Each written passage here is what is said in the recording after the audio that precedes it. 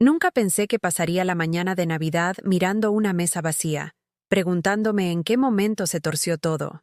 Me llamo Mariana y, a mis 55 años, creía que entendía el amor, el sacrificio y los lazos familiares. Estaba equivocada en todo. Las palabras todavía resuenan en mi mente como una oración que no puedo dejar de repetir. Mamá, tú no encajas con nosotros. Mi hijo David las pronunció con total naturalidad, como si comentara el tiempo en lugar de cortar la relación más importante de mi vida. De pie, en su impecable salón, rodeada de la cara decoración de su mujer y los juguetes de mi nieto que no tenía permitido tocar, sentí que algo se rompía dentro de mí, algo que ni siquiera sabía que podía romperse. 27 años. Ese es el tiempo que dediqué a construir toda mi existencia en torno a ser la madre de David. 27 años de prepararle bocadillos para el recreo con notitas dentro, de pasar noches en vela cuando tenía fiebre, de doblar turnos para pagar la matrícula de su universidad, mientras yo usaba los mismos 3 vestidos, porque comprarme ropa nueva me parecía egoísta cuando él necesitaba libros de texto. Recuerdo el peso de su diminuto cuerpo contra mi pecho cuando nació, cómo sus deditos se aferraban al mío con una confianza tal que mi corazón se dolía de tanto propósito. Solía susurrarle promesas en la oscuridad, que nunca dejaría que nada le hiciera daño, que siempre estaría ahí, que el amor bastaría para construir la familia que yo nunca tuve en los centros de menores. Mi marido, Roberto, solía decir que yo amaba demasiado, daba demasiado, me preocupaba demasiado. Mariana, me decía mientras me veía planchar los uniformes del colegio de David a medianoche, vas a malcriar a ese niño. Estás haciendo que tú seas su mundo en lugar de enseñarle a construir el suyo propio. Yo pensaba que Roberto era un exagerado. Pensaba que el amor nunca podía ser demasiado. Pero aquí estoy, a 3 días de Navidad, sentada en esta casa que parece un mausoleo de recuerdos que ya nadie quiere. El frigorífico zumba con la misma melodía que ha tarareado durante 15 años, pero ahora suena a marcha fúnebre. El árbol de Navidad que decoré con adornos que David hizo en primaria sigue en el rincón, sus luces parpadeando para nadie, su belleza desperdiciada en habitaciones vacías y un silencio que retumba. El teléfono no ha sonado en 6 días, ni una sola vez. Sigo comprobando si funciona, levantando el auricular para oír el tono que me confirma que, de alguna forma electrónica, existo, aunque ya no exista en la vida de mi hijo.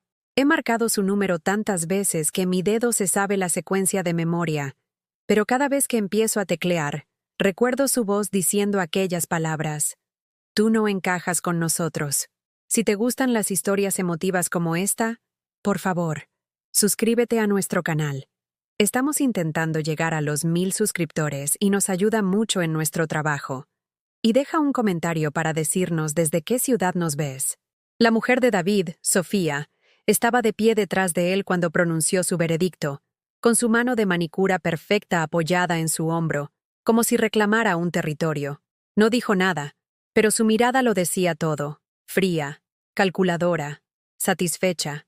Vi en su expresión lo que había sido demasiado ciega para ver durante 3 años. Había estado esperando este momento, planeándolo, cultivando la distancia gradual de David como un jardinero que cuida las malas hierbas que acabarán por asfixiar todo lo hermoso. Intenté hablar, preguntar qué había hecho mal, pero David se limitó a negar con la cabeza, con la impaciencia de quien ya ha tomado una decisión y no quiere perder el tiempo en explicaciones. No es por algo que hayas hecho, mamá. Es por quién eres. Sofía y yo estamos construyendo algo diferente. Algo mejor. Y tú... Hizo una pausa, mirando alrededor de su moderno salón con sus muebles blancos y su arte abstracto, como si el propio espacio confirmara sus palabras. Simplemente, no encajas. El trayecto a casa fue una sucesión borrosa de luces de Navidad y familias felices que se veían a través de las ventanas de restaurantes y casas, todos celebrando juntos mientras yo estaba sola en mi viejo Seat, preguntándome cómo 27 años de devoción podían ser descartados con tanta facilidad. No dejaba de pensar en todas las fiestas que había organizado, todas las tradiciones que había creado solo para darle a David el tipo de Navidad mágica que yo nunca tuve de niña.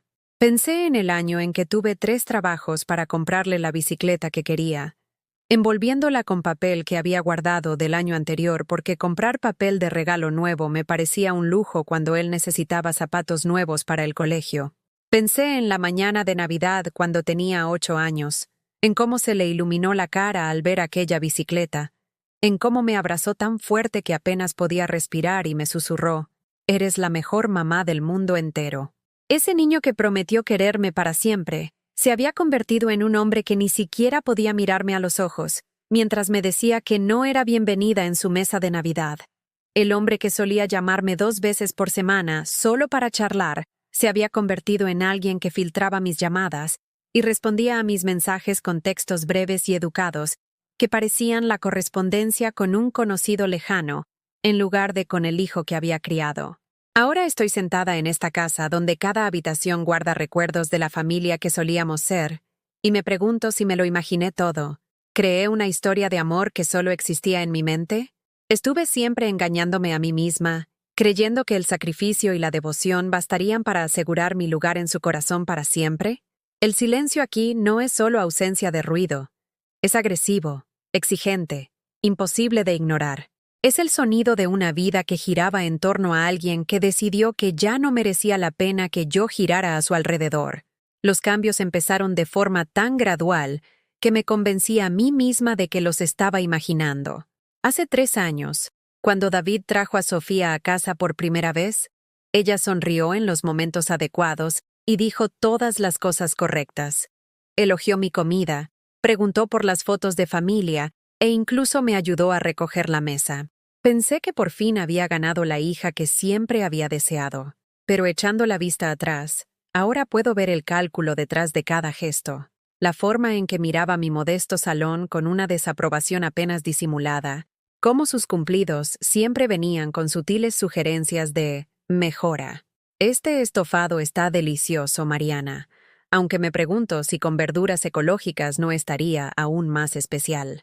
La sonrisa nunca desaparecía de su cara, pero algo frío parpadeaba en sus ojos cuando pensaba que yo no miraba.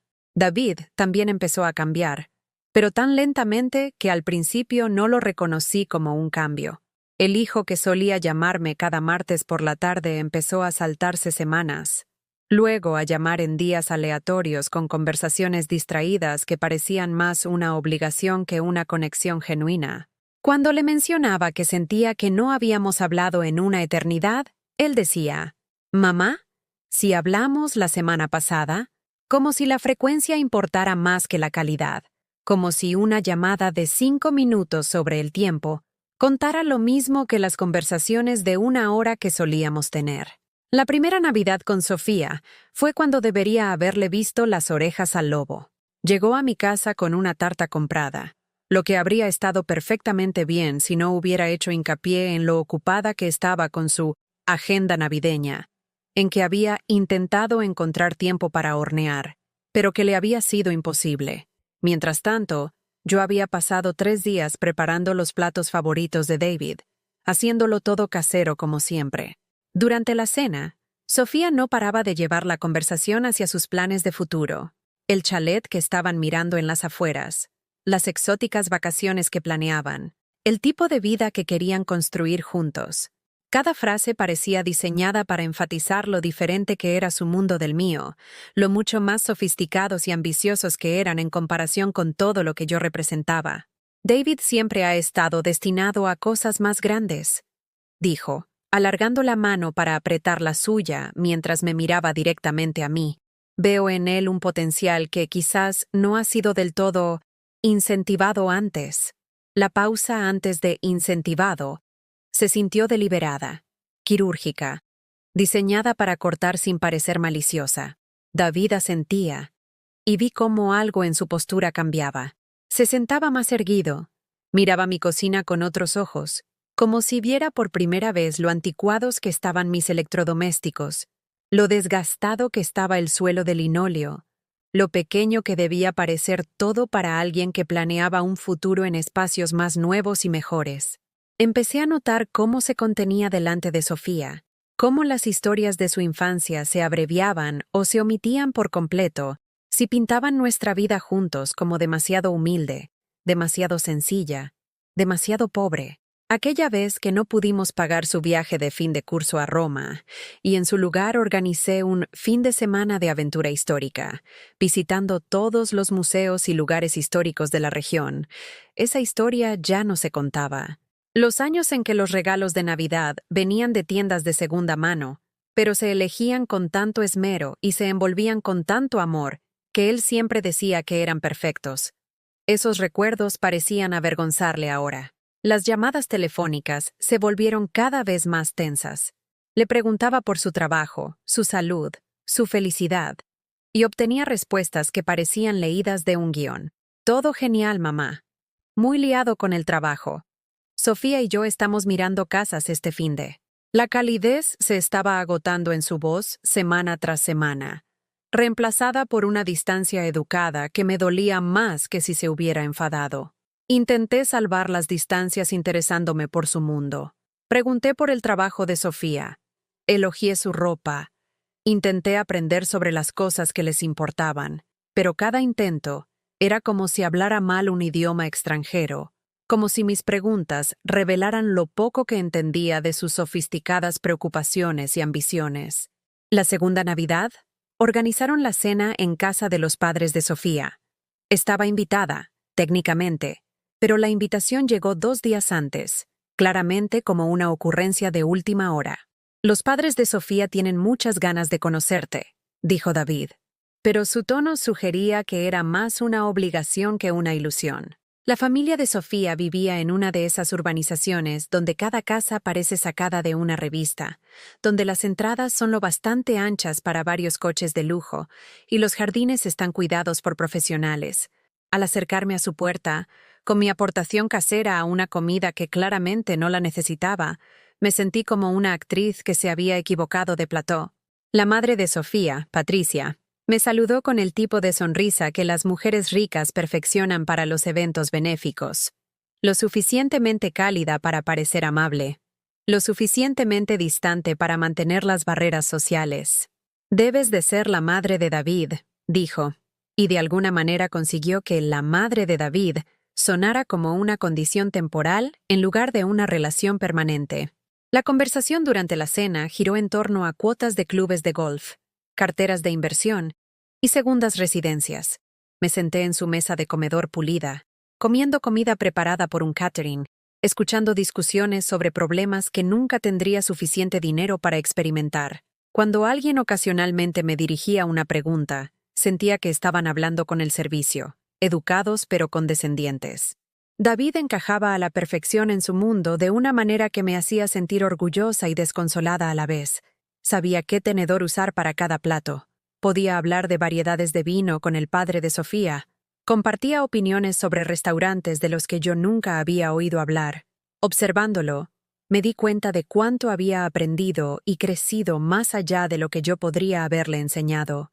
Cuánto se había expandido su vida más allá del pequeño mundo que habíamos compartido. Pero también vi cómo parecía encogerse cada vez que alguien mencionaba su pasado. Cómo cambiaba rápidamente de tema si la familia de Sofía preguntaba por su infancia o por su padre. Era como si los primeros 22 años de su vida se hubieran convertido en algo que necesitaba superar, en lugar de una base sobre la que construir. El peor momento llegó cuando la madre de Sofía preguntó por las tradiciones familiares, esperando claramente historias de celebraciones elaboradas y reliquias con significado. David pareció entrar en pánico por un instante antes de decir, en realidad no teníamos grandes tradiciones. Mamá siempre hacía las cosas muy sencillas. Sencillas. La palabra me golpeó como una bofetada. Todos esos años creando magia con recursos limitados, convirtiendo momentos ordinarios en celebraciones a base de puro amor y creatividad, reducidos a sencillas. Las mañanas de Navidad en las que hacíamos tortitas con forma de muñeco de nieve. La forma en que íbamos en coche a ver las luces de Navidad mientras bebíamos chocolate caliente de un termo. La tradición de leer cuentos de Navidad en voz alta junto al árbol. Nada de eso importaba ahora. Todo era simplemente sencillo. Debería haber dejado de intentarlo después de aquella cena de Navidad, pero el amor te vuelve tonta de maneras que la lógica no puede superar. Seguí creyendo que si tan solo pudiera demostrar mi valía, si pudiera mostrarles que no era la vergüenza que parecían pensar que era, todo volvería a ser como antes entre David y yo. Así que empecé a intentar reinventarme para convertirme en alguien que pudieran encontrar aceptable. Gasté dinero que no tenía en ropa que parecía un disfraz, comprando en tiendas donde las dependientas me miraban como si hubiera entrado desde otro planeta. Compré un vestido para la cena de cumpleaños de David que costó más que mi presupuesto de la compra de 2 meses, diciéndome a mí misma que era una inversión en nuestra relación. La cena de cumpleaños fue en uno de esos restaurantes donde no ponen los precios en la carta porque, si tienes que preguntar, es que no perteneces a ese lugar. Llegué temprano, nerviosa con mi vestido nuevo, agarrando un regalo sobre el que había reflexionado durante semanas. Un reloj que me había obligado a tocar mis ahorros de emergencia, pero era de una marca que le había oído mencionar a Sofía con aprobación. Cuando David y Sofía llegaron, se reían de algo privado, alguna broma interna que murió en el momento en que me vieron sentada en la mesa. Los ojos de Sofía evaluaron inmediatamente mi atuendo, y la vi intercambiar una rápida mirada con David. No de aprobación, sino algo más parecido a la lástima, como si mi intento de encajar en su mundo solo resaltara lo mucho que no pertenecía a él. «Mamá, estás diferente», dijo David, y de alguna manera lo hizo sonar como una acusación en lugar de un cumplido. Había pensado que el vestido era elegante, sofisticado, del tipo que llevaría Sofía, pero sentada allí bajo su escrutinio, me sentí como una niña jugando a disfrazarse con la ropa de su madre. La velada fue a peor a partir de ahí. Cada comentario que hacía parecía fuera de lugar. Cada historia que intentaba compartir se sentía inapropiada para la atmósfera refinada que Sofía había cultivado alrededor de mi hijo. Cuando mencioné lo orgullosa que estaba del reciente ascenso de David, Sofía rápidamente redirigió la conversación hacia su búsqueda de casa, como si mi orgullo fuera de alguna manera vergonzoso o inoportuno. «Estamos mirando propiedades en Pozuelo», anunció Sofía, mencionando una zona donde las casas partían del $500,000. «Es importante invertir en el código postal correcto, ¿sabes? Los colegios, los vecinos, todo el ambiente. Realmente moldea tu futuro». La indirecta era clara. Mi barrio, mi modesta casa, toda mi vida había sido el entorno equivocado para David. Todo lo que yo le había proporcionado había sido insuficiente. Un lastre en lugar de una ayuda para crecer. Me quedé sentada allí con mi vestido caro, sintiéndome cada vez más pequeña y fuera de lugar. Cuando le di a David su regalo de cumpleaños, lo abrió con la cortesía mecánica que mostrarías a un pariente lejano. «Gracias, mamá. Es muy bonito». Pero no se lo puso. No lo examinó con ningún entusiasmo. Sofía lo miró brevemente e hizo un sonido vago que de alguna manera transmitía que, si bien el regalo era adecuado, no era del todo correcto para su estilo de vida. La humillación final llegó con la cuenta. Había planeado pagar la cena de cumpleaños de David, como siempre había hecho, aunque esta comida costara más de lo que normalmente gastaba en 6 semanas. Pero cuando fui a coger la cartera, David rápidamente agarró la cuenta. «Pago yo, mamá», dijo, pero no con gratitud o amor. Lo dijo de la misma manera que le hablarías a una tía anciana que ha olvidado que tiene una pensión fija, con una mezcla de paciencia y condescendencia que hizo que mi gesto pareciera patético en lugar de generoso. Sofía asintió con aprobación, como si la rápida intervención de David hubiera evitado alguna catástrofe social. «Es un detalle que quisieras invitarnos», dijo, con un tono tan azucarado que enmascaraba el veneno. «Pero sabemos lo mucho que trabajas por tu dinero». La forma en que dijo «tu dinero» lo hizo sonar como calderilla, como si la diferencia entre lo que yo ganaba y lo que ganaban ellos fuera tan vasta que mi contribución sería innecesaria e inapropiada. Me quedé allí viendo a mi hijo pagar su propia cena de cumpleaños mientras su novia me sonreía con falsa compasión, y me di cuenta de que me había convertido en un caso de caridad en la vida de mi propio hijo. Después de la cena, Me acompañaron a mi coche con la eficiencia educada de quien cumple con una obligación. Sofía me abrazó para despedirse con la misma calidez que le mostraría a una extraña vagamente agradable, mientras que David me dio ese tipo de abrazo rápido y distraído que sugería que su mente ya estaba pasando a cosas más importantes. «Gracias por la cena, mamá», dijo, aunque la había pagado él. «Conduce con cuidado». Me senté en mi seat en el aparcamiento del restaurante, viendo cómo su Audi de lujo se alejaba, y lloré hasta que el rímel caro me corrió por las mejillas en arroyos negros. Todo ese dinero gastado, todo ese esfuerzo por transformarme en alguien digno de su aprobación, y solo había logrado sentirme más inadecuada que nunca. Los meses siguientes trajeron un desfile de humillaciones similares, cada una cuidadosamente diseñada para recordarme mi lugar en la nueva jerarquía de importancia de David. Mi cumpleaños llegó y pasó sin que se dieran por enterados, ni siquiera una llamada.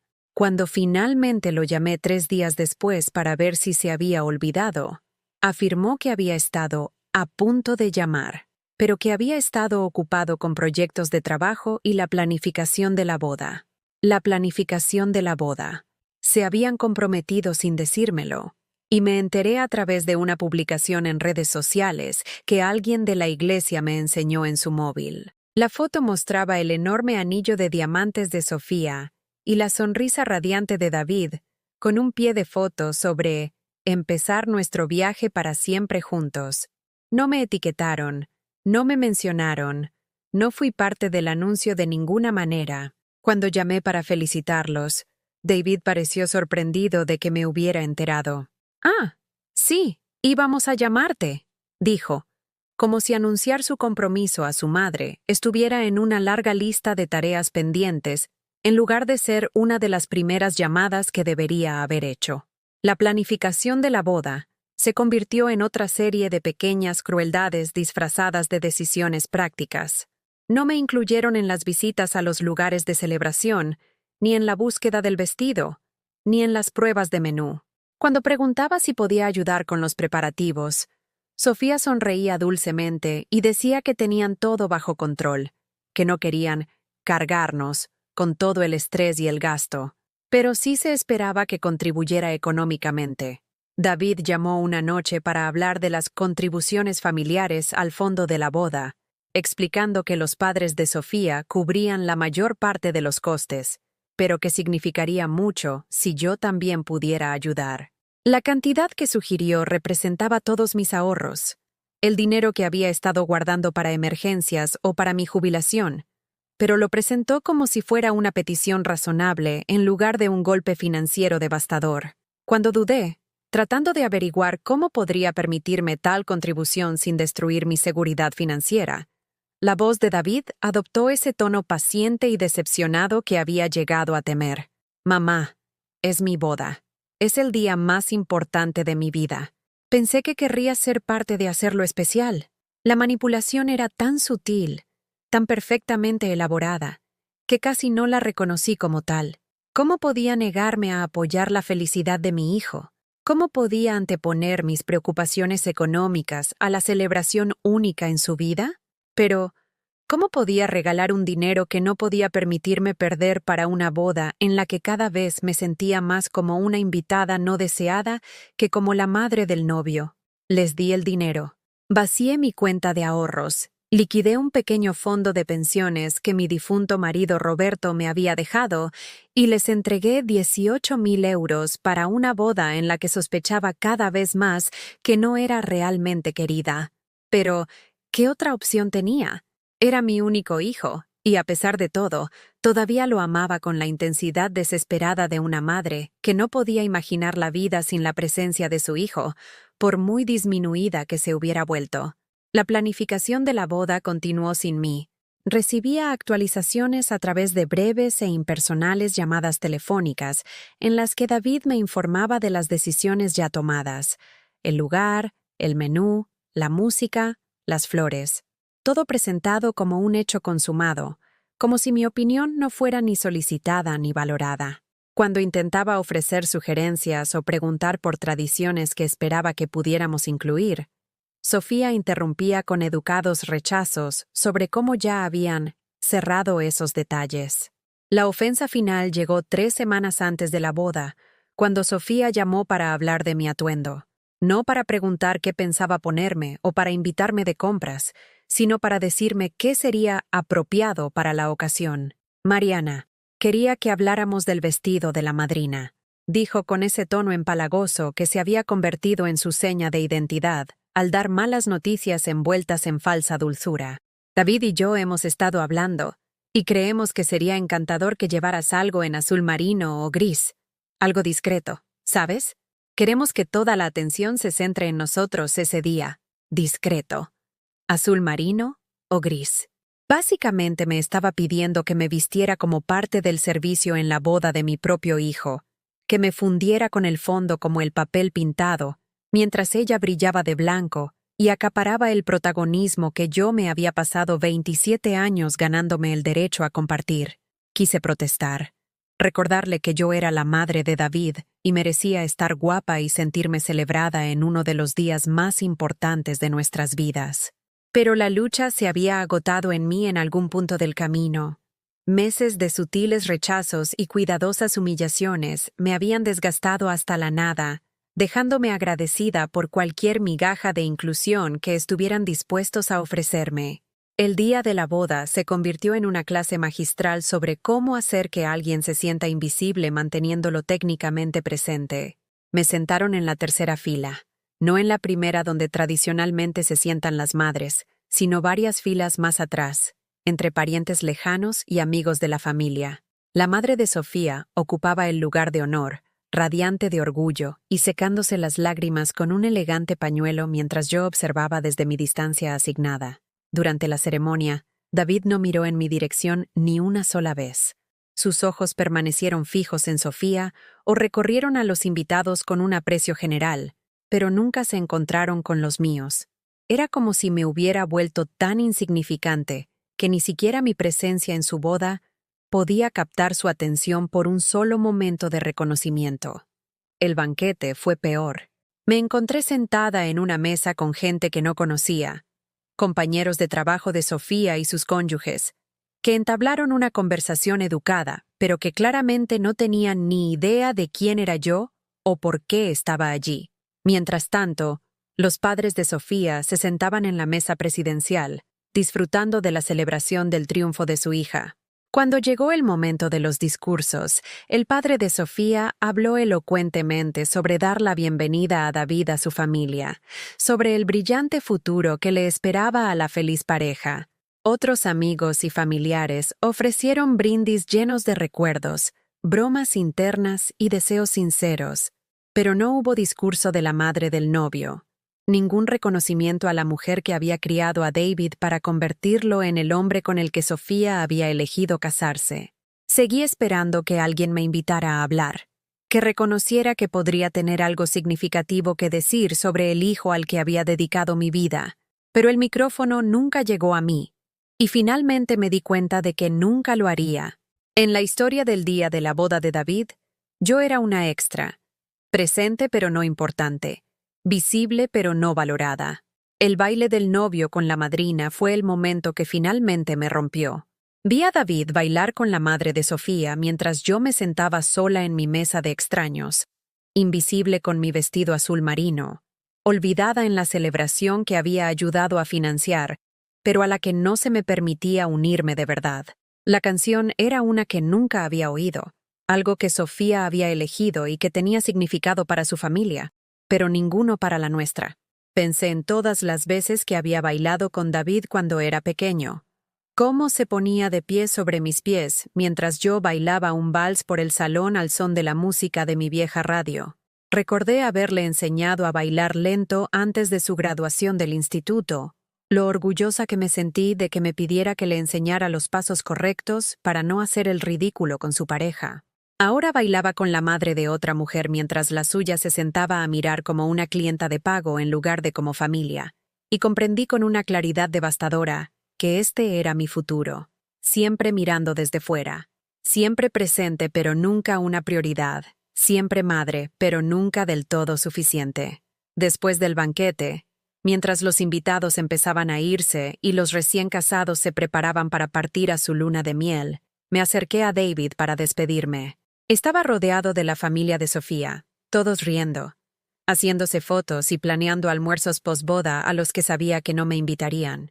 David, le dije, tocándole el brazo para llamar su atención, quería despedirme y decirte lo bonito que ha estado todo. Se volvió hacia mí con una sonrisa distraída, su mente claramente ya en los planes de la luna de miel y la vida de casado. Gracias, mamá. Gracias por todo.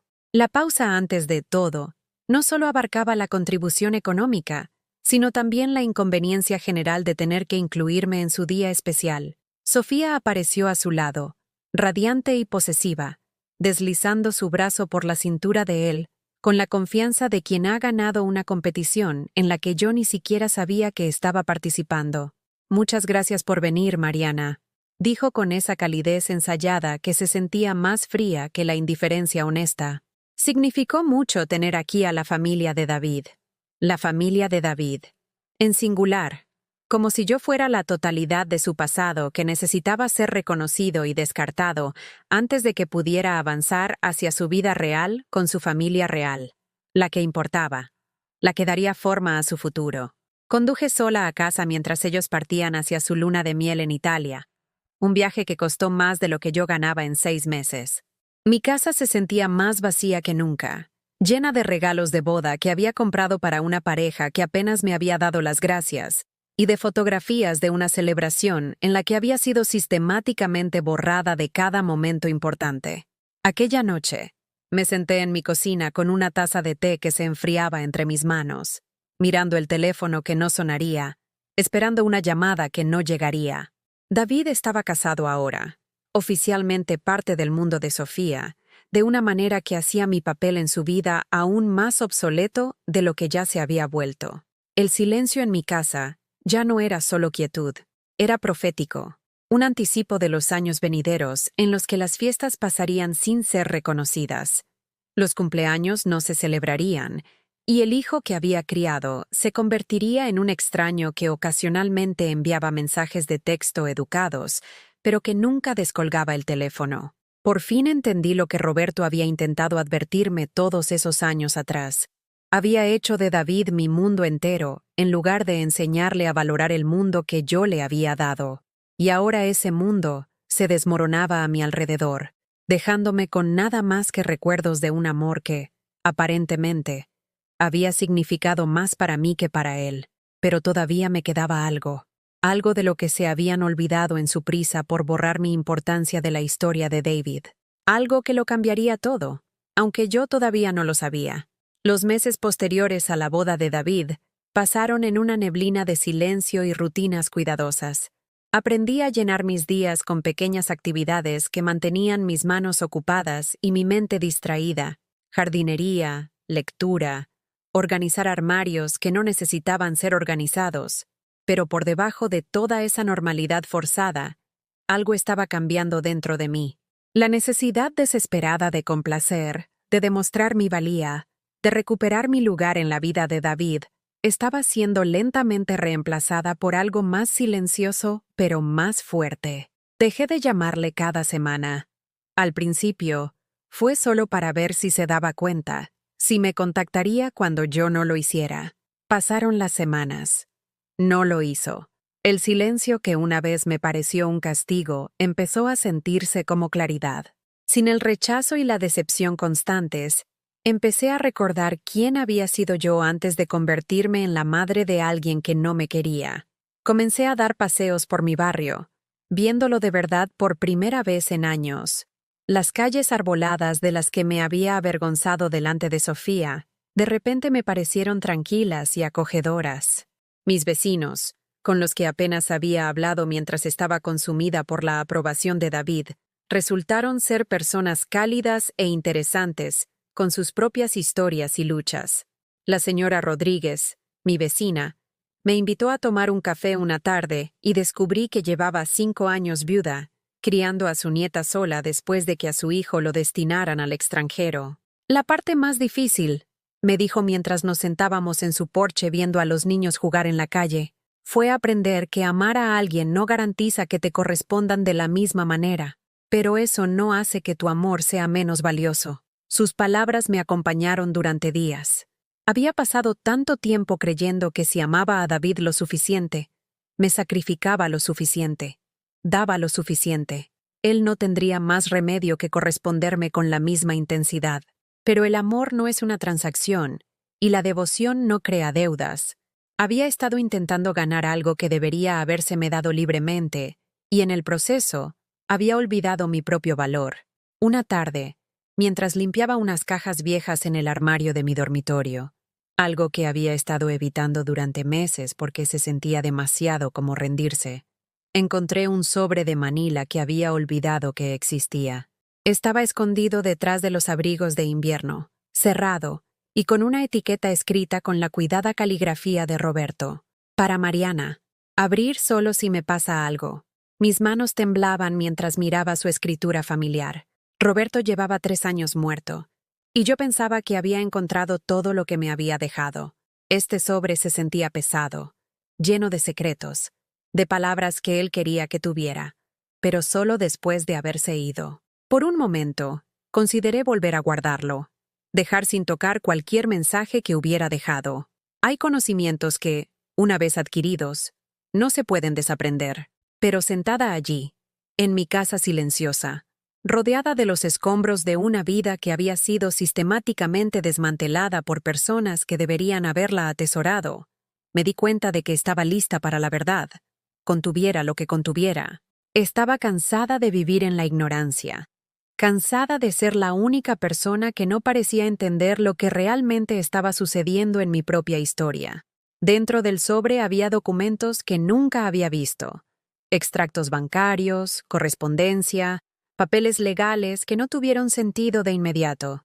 Pero también había una carta escrita a mano por Roberto, fechada apenas 2 meses antes de su muerte. Mi corazón latía con fuerza mientras desdoblaba las páginas, asustada por lo que pudiera descubrir, pero incapaz de detenerme.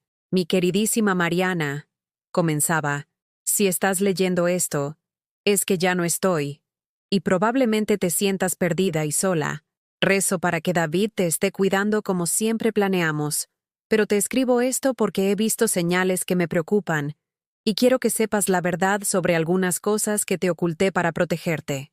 La verdad. Roberto había sabido que algo iba mal. Había visto señales de advertencia que yo había sido demasiado ciega o demasiado optimista para reconocer. A medida que seguía leyendo, con las manos temblando con cada revelación, me enteré de conversaciones que David había tenido con su padre. Conversaciones sobre dinero, sobre la herencia, sobre sus planes para mi futuro que no incluían mi consentimiento ni mi opinión. David vino a verme hace 6 meses. Continuaba la carta de Roberto, preguntando por los seguros de vida y la escritura de la casa. Quería saber qué provisiones había hecho para ti, a qué activos tendrías acceso después de mi muerte. Cuando le dije que todo iba a ser para ti, se molestó. Dijo que la familia de Sofía tenía preocupaciones sobre tu gestión financiera, que tal vez sería mejor si él tuviera un poder notarial o si los activos se pusieran en un fideicomiso. Un poder notarial. Las palabras me cayeron como un jarro de agua fría. Mientras yo estaba de luto por la muerte de mi marido y aprendiendo a vivir sola, mi hijo había estado calculando cómo controlar mi futuro financiero. Las preguntas interesadas sobre mi bienestar, las ofertas de ayudar con el papeleo y los asuntos legales.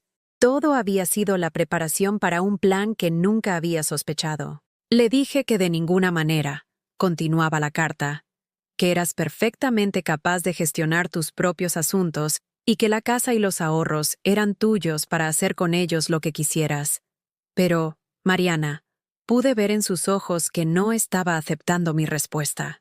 Simplemente estaba posponiendo sus planes hasta que yo no estuviera para protegerte. Sentí que las piernas me flaqueaban y tuve que sentarme en la cama mientras las implicaciones me abrumaban. Cada interacción desde la muerte de Roberto cobraba un nuevo significado.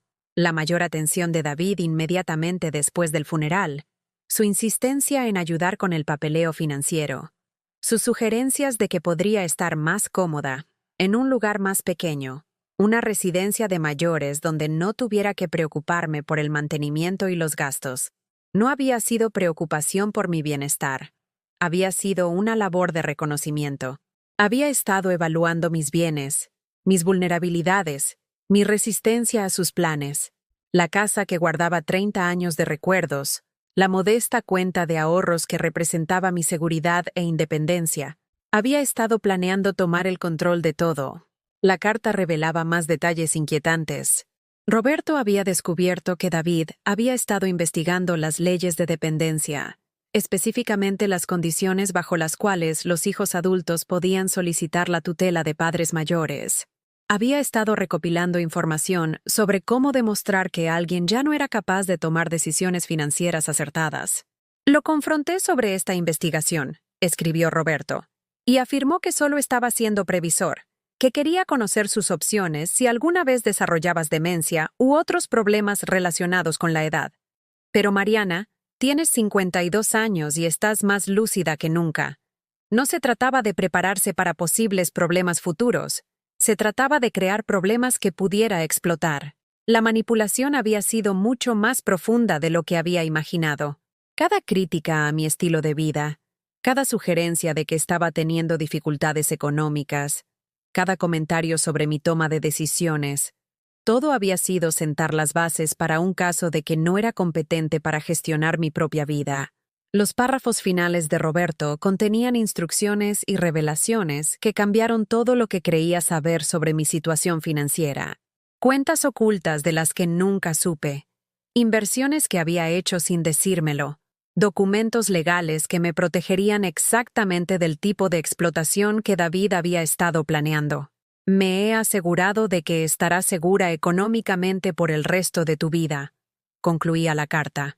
Pero lo más importante es que me he asegurado de que David no pueda tocar nada sin tu consentimiento explícito. No dependes de su buena voluntad ni de su aprobación, mi amor. Nunca lo has hecho. No dejes que nadie te convenza de lo contrario. Me quedé en mi habitación durante horas esa noche, leyendo y releyendo las palabras de Roberto, comprendiendo por fin por qué el trato de David hacia mí se había sentido tan calculado, tan deliberadamente diseñado para hacerme sentir indefensa y dependiente. No se trataba de la influencia de Sofía volviéndolo en mi contra. Se trataba de dinero y control desde el principio. El patrón estaba claro ahora. El aislamiento gradual, el socavamiento sistemático de mi confianza, la manipulación financiera disfrazada de ayuda interesada, todo era parte de un plan para hacerme sentir tan desesperada por la conexión y el apoyo que voluntariamente le entregaría el control de mi vida al hijo que había pasado años convenciéndome de que no era capaz de gestionarla por mí misma. Pero Roberto lo había visto venir y me había protegido. El hombre que me había amado se había asegurado de que nunca estaría a merced del hijo que no lo hacía. Por primera vez en meses, sentí algo más que pena y desesperación. Sentí rabia, una rabia limpia, pura y justa, que quemó la niebla de la duda y reveló la verdad que había sido demasiado amorosa para ver. No se trataba de que yo fuera insuficiente, o una vergüenza, o un error en su nueva vida. Se trataba de codicia y manipulación, y de un joven que había estado dispuesto a destruir la dignidad y la seguridad de su madre para obtener un beneficio económico. El hijo que había criado se había convertido en alguien que no reconocía, alguien que veía a su propia madre como un obstáculo a superar en lugar de una persona a la que amar.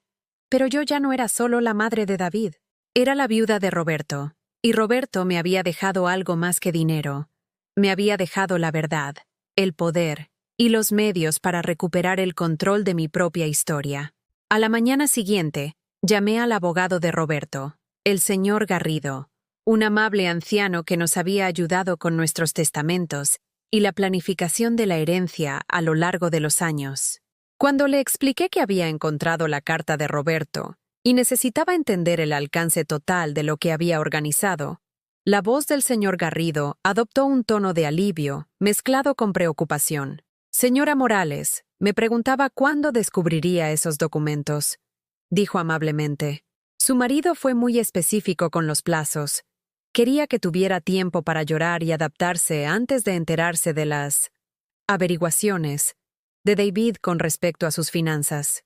La cita fue programada para esa misma tarde, y pasé la mañana en un extraño estado de calma y determinación. No era la mujer rota y desesperada que había estado mendigando migajas de la atención de su hijo apenas unas semanas atrás. Era la esposa de Roberto, y Roberto no había sido ningún tonto. Si él había visto algo de lo que valía la pena protegerme, entonces necesitaba entender exactamente qué armas me había dado. El despacho del señor Garrido olía a cuero viejo y a café, lleno de libros de derecho que hablaban de décadas de experiencia, ayudando a la gente a navegar por las complicaciones de la vida. Desplegó documentos sobre su escritorio de caoba con la cuidadosa precisión de alguien que revela una obra maestra que ha ayudado a crear. Su marido fue bastante minucioso. Comenzó, ajustándose las gafas de leer. Cuando David se le acercó por primera vez para hablar de sus necesidades futuras, Roberto vino a verme de inmediato.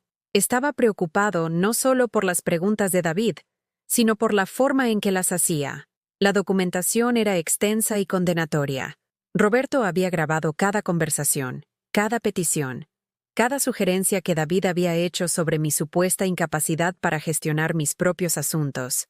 Había fechas, citas directas, e incluso grabaciones que Roberto había hecho con su móvil cuando las visitas de David se volvieron particularmente centradas en asuntos financieros. «Escuche esta», dijo el señor Garrido, pulsando el play en una pequeña grabadora digital. La voz de David llenó la sala.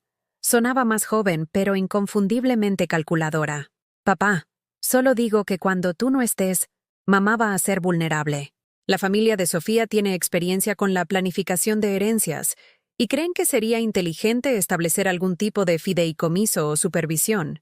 Ya sabes cómo se ponen las mujeres de sentimentales con las decisiones de dinero». Oír la voz de mi hijo descartar mi inteligencia y competencia tan a la ligera, reduciéndome a estereotipos sobre mujeres sentimentales, fue como recibir una bofetada. Pero también cristalizó algo importante. No era el dolor hablando, ni la confusión temporal, ni siquiera la influencia de Sofía. Este era David revelando quién era realmente, cuando pensaba que nadie importante estaba escuchando. La voz de Roberto en la grabación era firme y fría, de una manera que rara vez le oí hablar a David. «Tu madre es una de las personas más inteligentes y capaces que conozco. Gestionó las finanzas de nuestra casa durante 25 años, mientras trabajaba a jornada completa y te criaba. La idea de que necesita tu supervisión no solo es errónea, es insultante». Pero David persistió, y a través de grabación tras grabación, le oí sentar las bases de lo que el señor Garrido explicó que era un plan integral para obtener el control de mis bienes. Había investigado las leyes de tutela, consultado con la familia de Sofía sobre estrategias legales, incluso había hablado con algunos médicos sobre qué condiciones podrían justificar la declaración de incapacidad de alguien. La parte más preocupante, continuó el señor Garrido, fue cuando David le preguntó a Roberto sobre cómo acelerar tu deterioro. Sugirió que si te quedabas aislada, deprimida, y quizás dejabas de cuidarte adecuadamente, sería más fácil argumentar que necesitabas cuidados supervisados. Las palabras me golpearon con la fuerza de un puñetazo. David no solo había planeado quitarme el dinero, había planeado destruir mi salud mental para justificarlo. Cada rechazo, cada exclusión, cada humillación cuidadosamente elaborada, había sido diseñada no solo para alejarme, sino para destrozarme hasta convertirme en la mujer indefensa e incompetente que él necesitaba que fuera para que su plan funcionara. El aislamiento sistemático, la presión financiera, el constante socavamiento de mi confianza, todo había sido deliberado. Había estado tratando de fabricar la misma vulnerabilidad de la que afirmaba estar protegiéndome. La crueldad era sobrecogedora en su cálculo, pero Roberto se les había adelantado. Los documentos que el señor Garrido me mostró revelaban una estructura financiera tan segura y bien protegida que David nunca podría tocar un céntimo sin mi consentimiento explícito y atestiguado.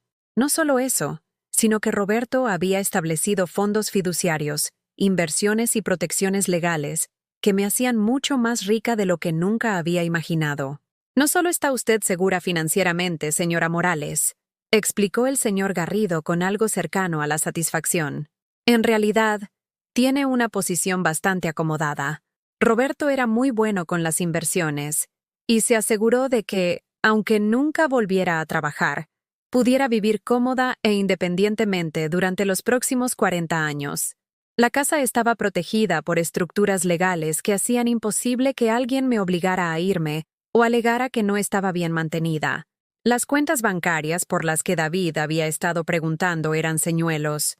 El dinero real estaba en cuentas de inversión y fondos fiduciarios que él ni siquiera sabía que existían. Y lo más importante, Roberto había incluido provisiones que se activarían si alguien intentaba manipularme o coaccionarme. Si David o cualquier otra persona intentaba obtener la tutela o el control de mis asuntos a través de una acción legal, se activarían cláusulas que no solo protegerían mis bienes, sino que expondrían sus esfuerzos públicamente. Su marido también dejó instrucciones para otro tipo de protección, dijo el señor Garrido, deslizando otra carpeta sobre el escritorio. Si alguna vez se sentía amenazada o manipulada por David, quería que tuviera una base para protegerse. Dentro de la carpeta había copias de cada grabación, cada documento, cada prueba que revelaba las verdaderas intenciones de David. Pero más que eso, había registros de la propia situación financiera de David, información que Roberto había recopilado discretamente y que pintaba un cuadro muy diferente del joven profesional de éxito que David presentaba al mundo. David y Sofía estaban ahogados en deudas. El estilo de vida caro, el coche de lujo, la casa en la prestigiosa urbanización, todo estaba financiado con tarjetas de crédito, préstamos personales y una hipoteca que consumía la mayor parte de sus ingresos combinados. Vivían al día a pesar de sus sustanciales salarios, atrapados en un ciclo de gastos diseñado para mantener unas apariencias que en realidad no podían permitirse. La boda que yo había financiado había sido solo el principio. Las notas de Roberto indicaban que David había estado contando con heredar mis bienes para resolver sus problemas financieros. Mi casa, mis ahorros, mis modestos pero seguros fondos de jubilación. Había estado planeando liquidarlo todo para pagar deudas que yo nunca supe que existían. La familia de Sofía tampoco es tan rica como aparenta, explicó el señor Garrido. Roberto contrató a un detective privado después de la primera consulta de David sobre sus finanzas. Los padres de ella tienen deudas significativas propias, ocultas tras apariencias costosas. Toda la familia es esencialmente insolvente, sostenida por el crédito y desesperada por encontrar dinero real para resolver sus problemas. Me senté en ese despacho durante 2 horas, asimilando la magnitud de la protección de Roberto y la traición de David. Mi marido lo había visto todo: la falsa preocupación, la crisis fabricada, la campaña cuidadosamente orquestada para hacerme sentir indefensa y agradecida por cualquier migaja de atención que David estuviera dispuesto a darme. Pero también había visto algo más. Había visto que yo era más fuerte de lo que David creía, más inteligente de lo que su manipulación asumía, más valiosa de lo que su trato sugería. Roberto me había protegido no solo de la explotación financiera, sino de creerme las mentiras sobre mi propio valor que David me había estado inculcando sistemáticamente. Mientras conducía a casa esa tarde, sentí algo que no había experimentado en meses: poder. No el tipo de poder desesperado que proviene de luchar por las migajas, sino el poder tranquilo e inquebrantable que proviene de saber exactamente dónde estás y cuáles son tus opciones. David había pasado años posicionándose como mi salvación, el hijo exitoso que, si me portaba bien y me rebajaba lo suficiente, podría permitirme seguir siendo parte de su vida. Pero la verdad era exactamente la contraria. Yo no lo necesitaba en absoluto. Nunca lo había necesitado. Él me necesitaba a mí. Necesitaba mi dinero, mi casa, mis bienes para resolver los problemas que él mismo había creado por sus malas decisiones y su desesperado deseo de impresionar a gente que era tan inestable financieramente como él. Toda la manipulación, toda la crueldad, toda la destrucción sistemática de nuestra relación había sido impulsada por su necesidad, no por mi insuficiencia. Por primera vez desde la muerte de Roberto, volví a sentirme yo misma. No la madre vergonzosa de David, no la suegra incómoda de Sofía, no una carga que gestionar o un problema que resolver. Era Mariana Morales, y tenía más poder en esta situación de lo que nadie imaginaba. La pregunta ahora era ¿qué hacer con él? Pasé las 2 semanas siguientes observando a David y a Sofía desde la distancia, viendo su vida con ojos completamente nuevos. Ahora que entendía su verdadera situación financiera, cada detalle de su existencia cuidadosamente seleccionada contaba una historia diferente. Los restaurantes caros que frecuentaban eran siempre durante las ofertas de After Work. La ropa de diseño que llevaba Sofía era a menudo la misma, simplemente combinada de forma diferente. Sus publicaciones en redes sociales mostraban lujo y éxito, pero ahora podía ver la desesperación detrás de la actuación. Más importante aún, empecé a notar los signos de estrés que habían estado ocultando. La cara de David parecía más delgada, más demacrada que hace 6 meses. La compostura perfecta de Sofía se resquebrajaba ocasionalmente cuando pensaba que nadie la veía, revelando una ansiedad que ningún corrector caro podía ocultar. Se estaban ahogando y habían estado contando con mi dinero para salvarse. Cada palabra cruel, cada rechazo calculado, cada momento de humillación por el que me habían hecho pasar, había sido impulsado por su propia desesperación. Necesitaban que me sintiera inútil para que estuviera agradecida por cualquier migaja financiera que me permitieran conservar. La revelación debería haberme hecho sentir pena por ellos, pero en cambio cristalizó mi rabia en algo afilado y enfocado. No solo querían mi dinero, habían estado dispuestos a destruir mi salud mental, mi autoestima, mi voluntad de vivir de forma independiente para conseguirlo. La crueldad no había sido un efecto secundario de su plan. Había sido esencial para su éxito. Pero Roberto se había asegurado de que su plan nunca funcionaría. Y ahora era el momento de que aprendieran que la madre a la que habían estado manipulando no era la víctima indefensa que habían asumido. La oportunidad llegó antes de lo que esperaba. David me llamó un jueves por la noche, la primera vez que iniciaba el contacto en más de 2 meses. Su voz tenía una tensión que nunca antes había oído, una desesperación mal disimulada como preocupación casual. «Mamá, hola. Espero que estés bien. Llevaba idea de llamarte». La mentira salió con facilidad, pero pude oír la tensión debajo.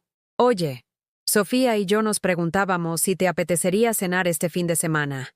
¿Podríamos ir a tu casa, quizás? Algo informal, en familia». En familia. Después de meses de excluirme de sus vidas, después de dejar claro que no pertenecía a su mundo sofisticado, de repente querían tiempo en familia informal en mi modesta casa. La ironía habría sido para reírse si no fuera tan transparente. «Me parece estupendo, David», dije, manteniendo mi voz cálida y agradecida, de la manera en que esperaban que respondiera Mariana, la ingenua. «Me encantaría cocinar para vosotros». «¿El sábado por la noche?» «Perfecto. ¿Y mamá?» «Quizás podríamos hablar también de algunas cosas prácticas. Ya sabes, para asegurarnos de que lo llevas todo bien desde que papá murió. La familia de Sofía tiene experiencia con la planificación financiera para gente en tu situación, gente en mi situación, viuda, envejeciendo, supuestamente abrumada por las complejidades de gestionar el dinero sin un hombre que me guiara». La condescendencia era apabullante, pero yo solo sonreí mientras respondía. «Por supuesto, cariño. Agradeceré cualquier consejo que creas que necesito». El sábado llegó con un tiempo perfecto, el tipo de día de otoño fresco que hacía que mi barrio pareciera de postal.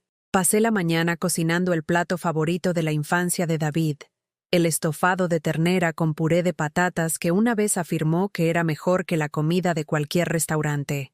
Me pareció apropiado, de alguna manera, servirles comida casera de tiempos más sencillos antes de servirles la realidad que tanto se habían esforzado por evitar. Llegaron puntuales. Sofía traía una botella de vino que probablemente costaba más de lo que podían permitirse, pero que era necesaria para mantener su imagen. Inspeccionó mi salón con la misma mirada calculadora que siempre había empleado, pero esta vez la reconocí por lo que era. No un juicio sobre mi insuficiencia, sino una tasación de los bienes que planeaba reclamar. La conversación durante la cena fue forzada pero reveladora. Me preguntaron por mi salud, mis actividades diarias, mi red de apoyo. con la intensidad inquisitiva de quien recopila información con un propósito concreto. Cada pregunta estaba diseñada para establecer mi aislamiento, mi dependencia, mi necesidad de su guía e intervención. Debe de ser muy duro gestionar todo esto sola, dijo Sofía con una compasión ensayada mientras cortaba el estofado en bocados precisos y delicados. La casa, las finanzas, todas esas decisiones. A David y a mí nos preocupa que estés sola con tanta responsabilidad. Oh, no tenéis que preocuparos por mí, respondí alegremente, rellenando sus copas de vino con generosidad. Me las arreglo de maravilla. De hecho, últimamente he estado aprendiendo bastante sobre inversiones y planificación financiera. Es fascinante ver cómo puede crecer el dinero cuando se gestiona correctamente. Los vi intercambiar una rápida mirada, una mezcla de confusión y preocupación. No era la respuesta abrumada y agradecida que esperaban. David se aclaró la garganta y se inclinó hacia adelante con la expresión seria que había perfeccionado para las conversaciones difíciles. «Mamá, de eso es precisamente de lo que queríamos hablarte. El padre de Sofía trabaja en el sector financiero y ha comentado que los asesores de inversión sin escrúpulos suelen aprovecharse de las viudas. Nos preocupa que alguien pueda prometerte rentabilidades poco realistas o convencerte de que tomes decisiones arriesgadas. La estrategia era magistral, posicionarse como protectores mientras socavaban mi competencia y se preparaban para cuestionar cualquier decisión financiera que yo hubiera tomado sin su consentimiento. Necesitaban que pareciera vulnerable a consejos interesados para poder presentarse a sí mismos como la única guía fiable que tenía. «Qué considerados sois los dos», dije, manteniendo mi tono agradable y ligeramente ingenuo. «Supongo que debería tener más cuidado con quién me asesora financieramente». Sofía se inclinó con entusiasmo, saboreando la victoria. «Exacto. Por eso creemos que sería inteligente que David te ayudara con este tipo de decisiones. Podría revisar cualquier propuesta antes de que te comprometas a nada, para asegurarse de que no se están aprovechando de ti». Ahí estaba, el primer movimiento de su campaña para hacerse con el control de mis finanzas. Empezar por ayudar a revisar decisiones, pasar gradualmente a tomar las decisiones y finalmente argumentar que yo estaba demasiado confundida o abrumada para gestionar mis propios asuntos. «Bueno», dije pensativamente, «supongo que hay algo en lo que podríais ayudarme a entender. Encontré unos papeles entre las cosas de Roberto que no comprendo del todo. Quizás podríais echarles un vistazo». A David se le iluminaron los ojos de expectación.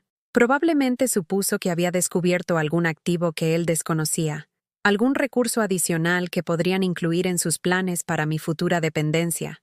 Me disculpé para ir a buscar el sobre de Manila que el señor Garrido había preparado para este preciso momento, no el que contenía la carta de Roberto, sino copias de todo lo que Roberto había descubierto sobre los planes de David, su situación financiera y las grabaciones de los intentos calculados de David por socavar mi competencia.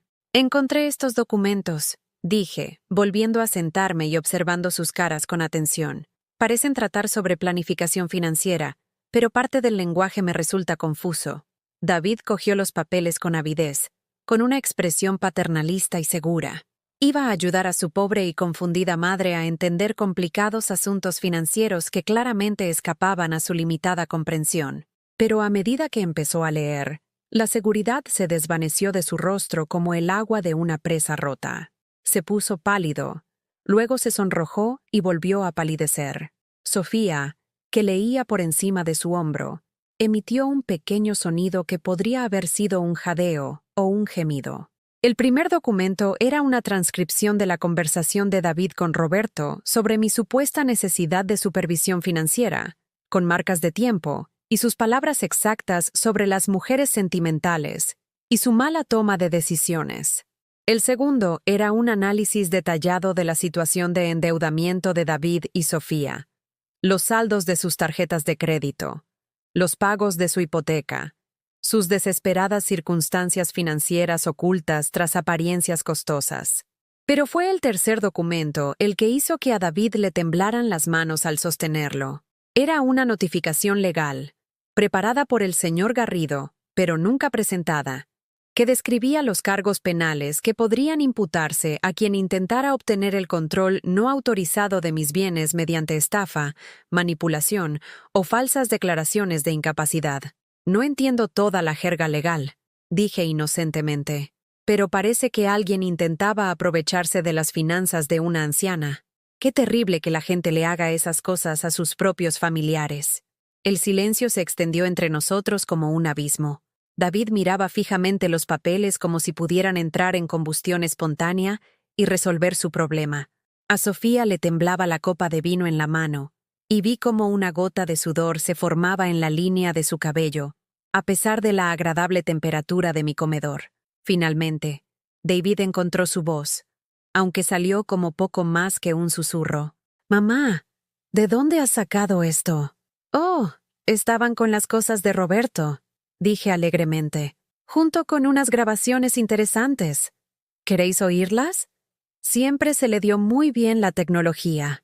Alargué la mano hacia la pequeña grabadora digital que me había proporcionado el señor Garrido, cargada con cada conversación que Roberto había documentado. La voz de David, planeando mi destrucción psicológica, sonaría muy diferente reproducida, mientras comíamos estofado y puré de patatas. Pero antes de que pudiera pulsar el play, Sofía se levantó de repente, y su silla arañó el suelo con un sonido áspero que cortó la tensión. «Deberíamos irnos», dijo rápidamente, perdiendo por fin la compostura por completo. «David, recuerda que tenemos esa cita temprano mañana». David la miró a ella, luego a mí, y después a los documentos esparcidos sobre la mesa de mi comedor como pruebas en un juicio.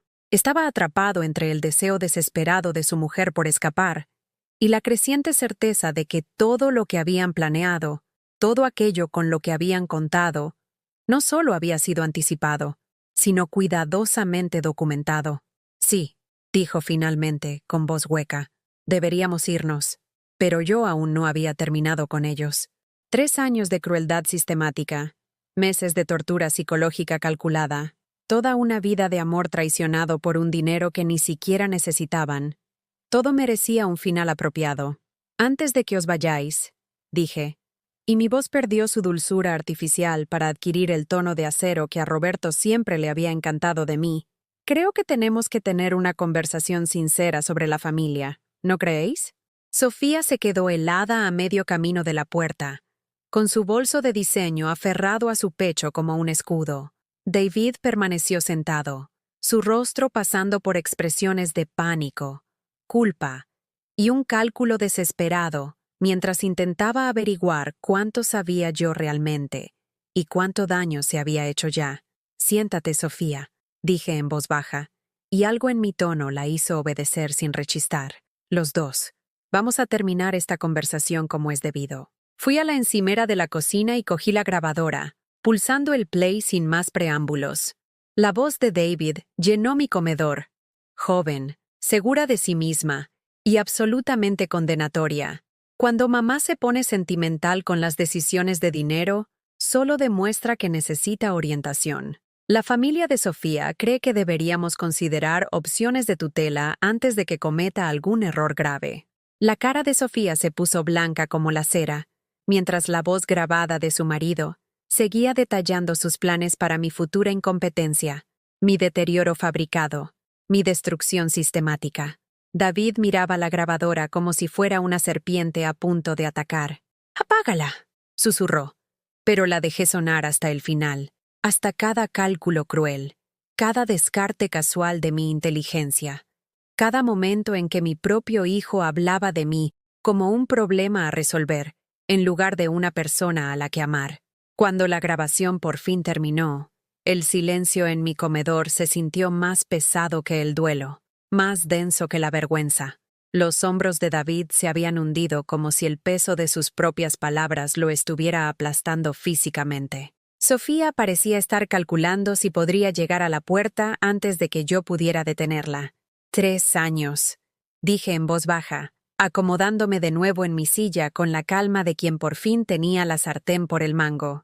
3 años haciéndome sentir inútil, no deseada, avergonzada de todo lo que os había dado, 3 años de crueldad sistemática diseñada para destrozarme hasta que estuviera agradecida por cualquier migaja de independencia que me permitierais conservar.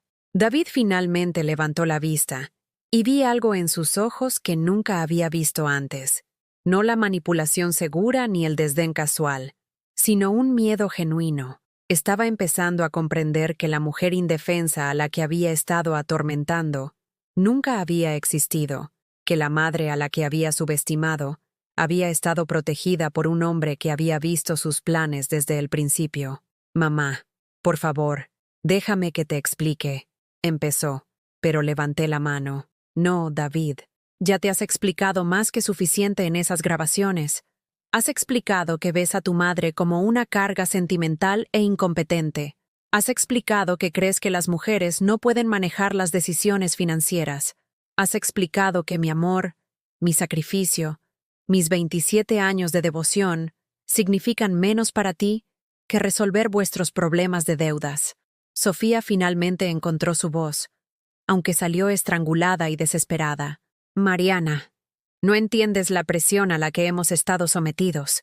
Los gastos, las expectativas del trabajo de David, el estilo de vida que tenemos que mantener. Basta». La palabra salió con tal fuerza que Sofía se encogió. «No te atrevas a intentar justificar la destrucción de la madre de alguien porque gastasteis dinero que no teníais en cosas que no necesitabais para impresionar a gente que ni siquiera os cae bien». Abrí otra carpeta. Esta contenía impresiones detalladas de su situación financiera, extractos de tarjetas de crédito, documentos de préstamos, pagos de hipoteca que consumían el 60% de sus ingresos combinados. La evidencia de su desesperación se extendió sobre mi mesa como el informe de la autopsia de toda su vida adulta. «Sé lo de las deudas, Sofía. Todo. Las tarjetas de crédito al límite para pagar vuestra boda, los préstamos personales para cubrir la entrada, la línea de crédito que usasteis para comprar los muebles de una casa que en realidad no podéis permitiros. Sé que tus padres están tan arruinados como vosotros, escondiéndose detrás de las apariencias mientras piden dinero prestado para mantener la ilusión de éxito». El rostro de David se descompuso al darse cuenta del alcance de lo que había descubierto. «¿Cómo sabes todo esto?» «Porque Roberto sabía lo que estabais planeando hace 3 años, y pasó los últimos meses de su vida protegiéndome del hijo que se suponía que debía quererme». Mi voz se mantuvo firme, pero sentí que las lágrimas se acumulaban tras mis ojos.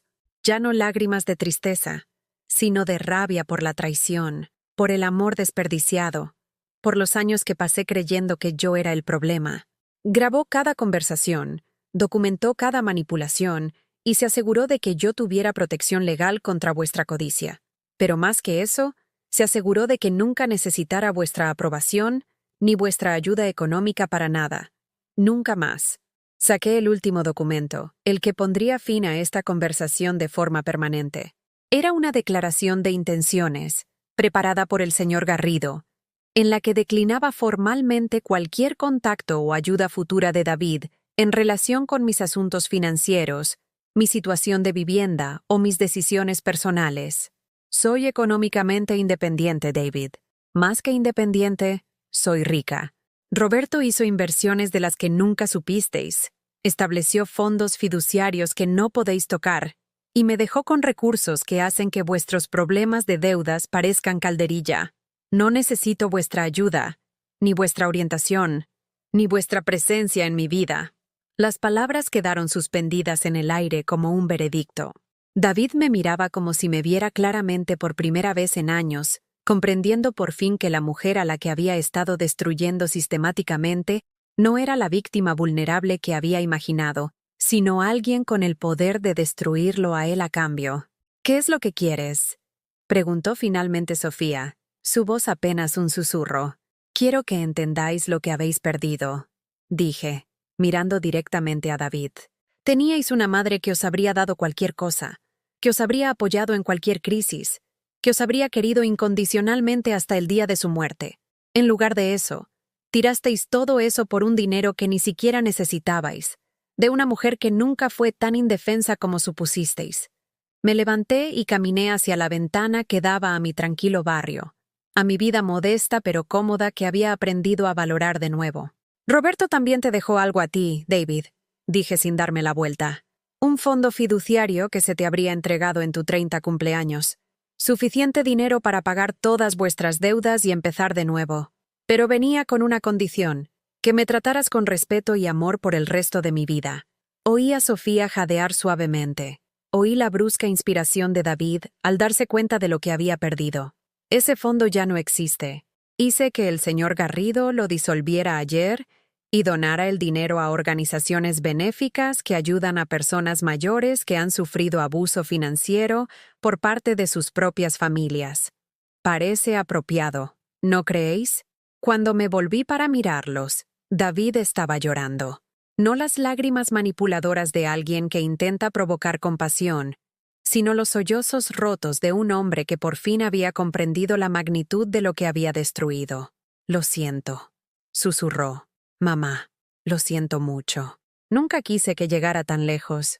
Es que tenía miedo. Y la familia de Sofía hizo que pareciera que estarías mejor con ayuda para gestionar las cosas. Y los problemas de dinero se volvieron tan abrumadores. Basta, dije de nuevo, pero esta vez con suavidad. No me pidas perdón a mí, David. Pídeselo a la madre que solías tener, la que te habría perdonado cualquier cosa. Ella ya no está. Fui hasta la puerta de entrada y la abrí. El aire fresco de la noche traía el olor de las hojas de otoño y el humo de leña de las chimeneas del vecindario. Podéis iros, los dos. No volváis a menos que podáis averiguar cómo ser el hijo que crié en lugar del extraño que ha estado viviendo en su lugar. Recogieron sus cosas en silencio, Sofía aferrada al brazo de David como si pudiera evitar que se desmoronara por completo. En el umbral, David se volvió una última vez. ¿Y si? Empezó, y luego se detuvo. ¿Y si pudiera volver a ser esa persona? ¿Y si pudiera ganarme tu perdón? Lo miré durante un largo momento, viendo destellos del niño que una vez prometió quererme para siempre, pero viendo también al hombre que había estado dispuesto a destruir mi salud mental para obtener un beneficio económico. No lo sé, David, dije con sinceridad. Pero tendría que empezar por ser alguien que merezca la pena perdonar, y ese es un trabajo que solo tú puedes hacer. Después de que se fueran, me senté en mi salón con una taza de té, rodeada por el cómodo silencio de un hogar que me pertenecía por completo. Por primera vez en 3 años, me sentí en paz, no porque me hubiera vengado, sino porque había reclamado mi verdad. No era la madre inadecuada, la carga embarazosa, la mujer incompetente que necesitaba gestión y orientación. Era Mariana Morales, la amada esposa de Roberto, una mujer que había criado a un hijo y lo había amado por completo hasta que él eligió el dinero por encima de la familia. El teléfono sonó más tarde esa noche. Miré el identificador de llamadas y vi el nombre de David, pero no contesté. Algunas conversaciones solo pueden tener lugar cuando la gente está preparada para tenerlas con sinceridad, y esta noche no era el momento. En su lugar, saqué la carta de Roberto y la leí una vez más, centrándome en el último párrafo que me había saltado en mi conmoción inicial. Tú no eres responsable de las decisiones de David, mi amor. Solo puedes ser responsable de las tuyas. Elige recordar tu valor. Elige proteger tu paz. Elige vivir el resto de tu vida sabiendo que amaste completa y honestamente, aunque otros no te correspondieran de la misma manera. Doblé la carta con cuidado y la volví a guardar en su sobre. Mañana empezaría a construir una nueva vida, una en la que mi valor no estuviera determinado por el trato que me dieran los demás, en la que mi felicidad no dependiera de ganarme el amor de personas que habían demostrado no saber cómo darlo. El silencio de mi casa ya no estaba vacío, estaba lleno de posibilidades, de paz, de la fuerza tranquila que proviene de saber por fin exactamente quién eres y cuánto vales. Y yo valía mucho más de lo que nunca me había permitido creer.